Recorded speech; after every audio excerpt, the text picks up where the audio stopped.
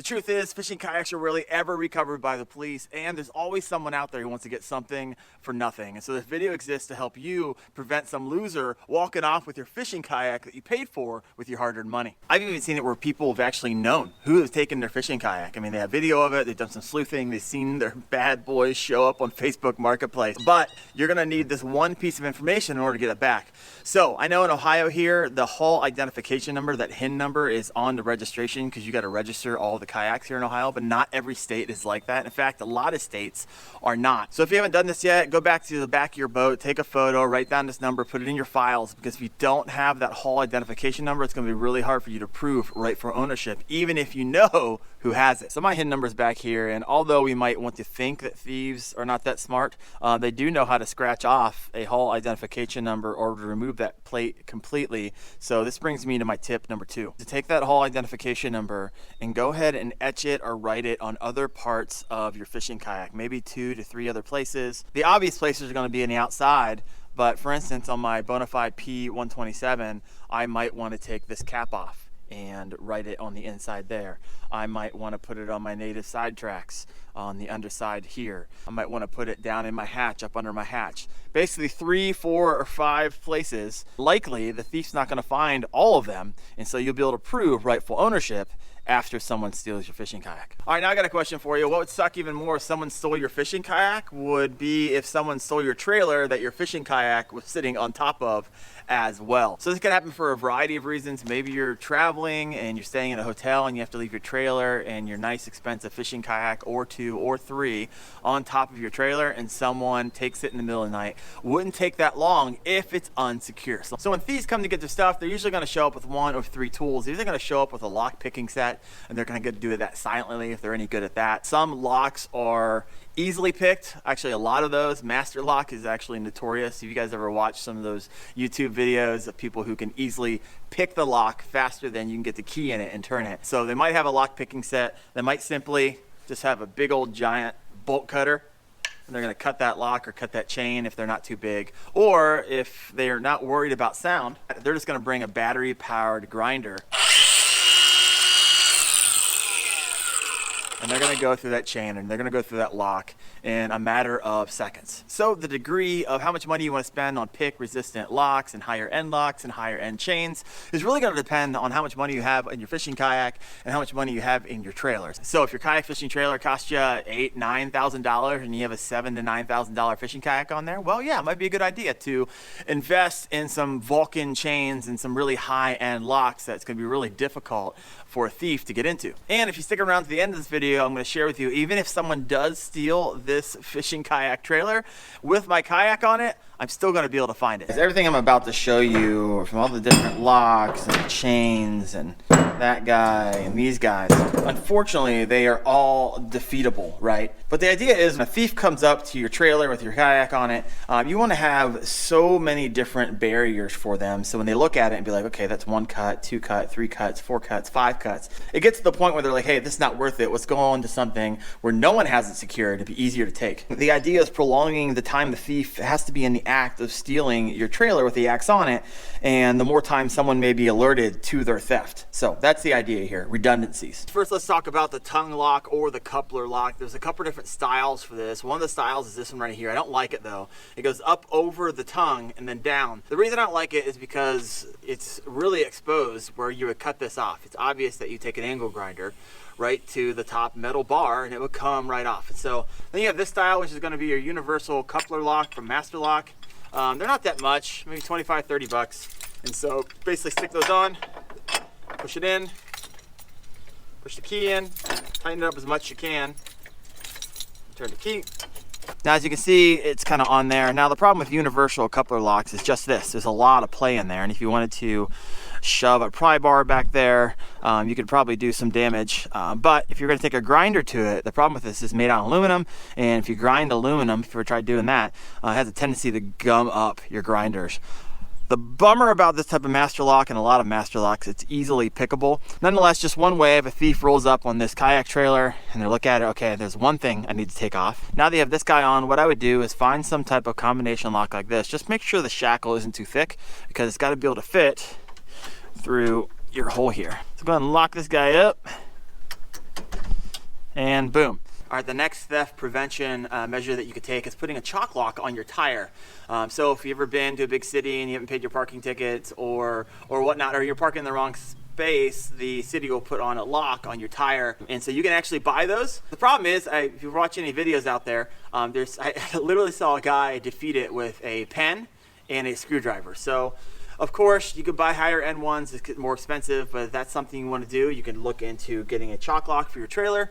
Might be really good if it's sitting in a place that you don't have a lot of eyes on it, or you just might like to take every preventable measure that you possibly can because you have a lot of money wrapped up into your trailer and your fishing yaks. So you might be thinking about the chock lock that someone could simply just really quickly take off your lug nuts, replace the tire, and take off with your trailer, and that is true. So this is the next option for that. Take off your hubcap. They actually make security lug nuts, and they're really neat. You just buy them in a pack of 4, and you can put just one on your kayak trailer tires if you don't want someone taking it. And really how they work is that they're keyed differently. You just can't put any type of socket on there and take it off. And the ones that are really, really good are the ones that have the ring on the outside, because a lot of times you can actually remove a security lug nut by putting in like an emergency lug nut extractor on it and kind of popping it off. That's why you want the ones with the ring on the outside, because even if you put that emergency lug nut extractor on there, the ring on the outside just spins it. Also keep in mind that on some model there are literally hundreds of different key designs, making it impossible to have a master key. All right, what I'm gonna do now is hook up my trailer and take you down here and show you some security measures you can take with your ball and your hitch, and to make sure that someone can't take that out and take off with your trailers. Alright guys, let's talk about your receiver here, because for the longest time, and if you still do this, you basically just take one of these pin locks, stick it in here, and then you take one of these guys right here and use this as a way to lock up your trailer and then put your chains on. Well, this right here, you're asking for someone just to take it, because as fast as I just put that together is about as fast as someone's gonna take that apart. Simply move your trailer to their truck and be off with it in a matter of seconds. So let me show you how to shore this up with some locking preventative measures. All right guys, just for fun, let's see how long it would take me to get this off of my car and say moved over a little bit to simulate how fast and easy it would be to get into another truck. All right, mark, set, go.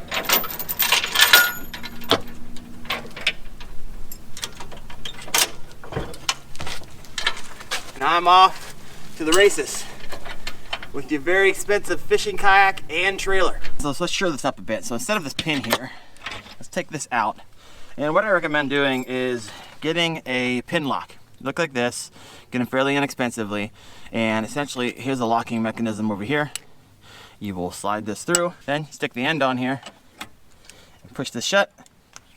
And that, put the cap back on, and there you go. You got yourself a pin lock, and you're not going to get that off very easily without the key. Yes, it is defeatable, but once again, rolling up on this, having that there, someone's easily just not going to pull this out, pull your trailer off, and put it on their chains and take off. So one measure of security is one of those pin locks. Then you got up here, of course, I never use these anymore. Just go buy yourself, once again, I always have this on. I just use it. It's the only thing I use for this right here. So you got that going on. Once again, want to make this hard as possible, so a couple ways you can do this. Instead of just hooking these up right here, get that around there. What you could do is actually lock these to your car. So you can take one of these type of locks right here, and instead of having one of these, simply lock it to your chain.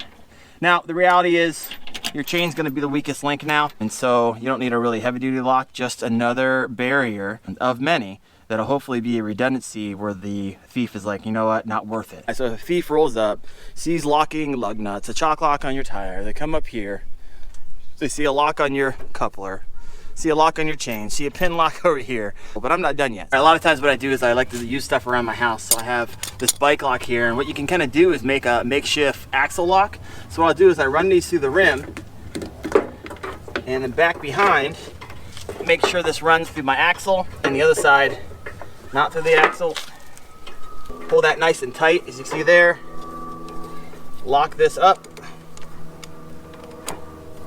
And then what I'll do is I'll hide this up under the axle.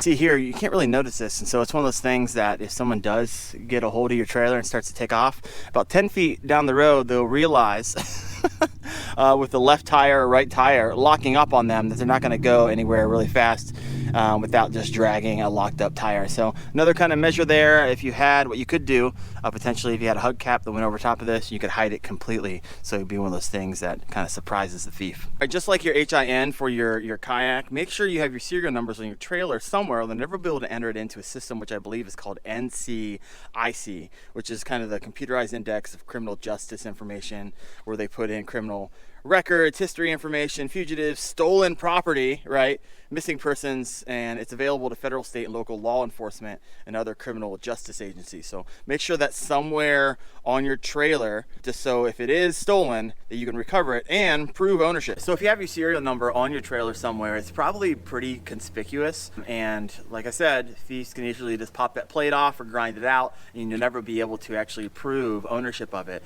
And so what I would do is also put it into some inconspicuous places, and how you do that is you can just buy one of these kind of stamping kits.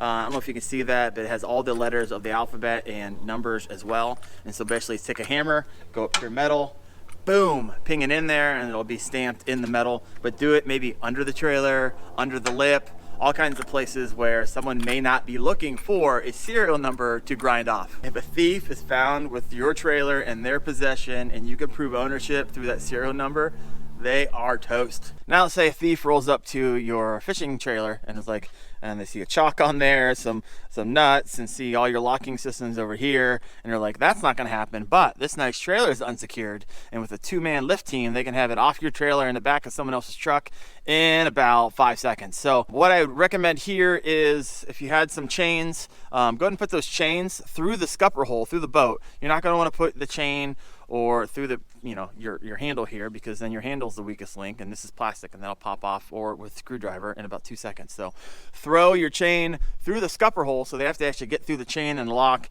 wrap it around your trailer. Just keep in mind, I know there's some really expensive like Vulcan chains out there that you're not gonna cut apart. There's a lot of locks out there you're not gonna pick.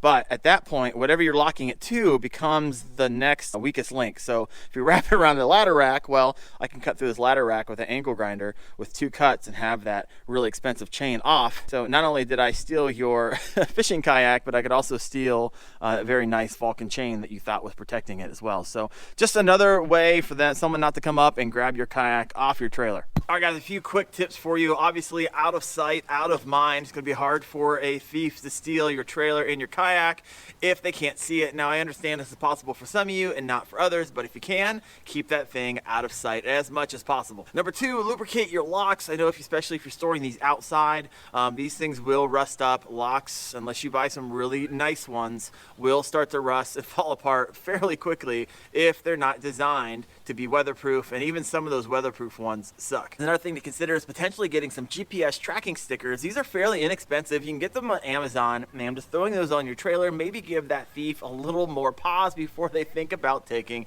your trailer and your kayak to boot. So now let's move away from locks and chains and couplers and pin locks and all this stuff, and let's say a thief had a lot of time. Right? No one was looking, you live out in the middle of nowhere, they know you're not home, they actually make off with your kayak trailer and your fishing kayak on top of it. Let's talk about how you can utilize an Apple Airtag to get it back. Now, to utilize your Apple Airtag as a theft recovery device, you actually have to do a modification to it and understand how it works so you can use it to track down your stolen items. I did a video on this titled, I put an Apple Airtag on my fishing kayak. Here's how it works, and you check that video out right there.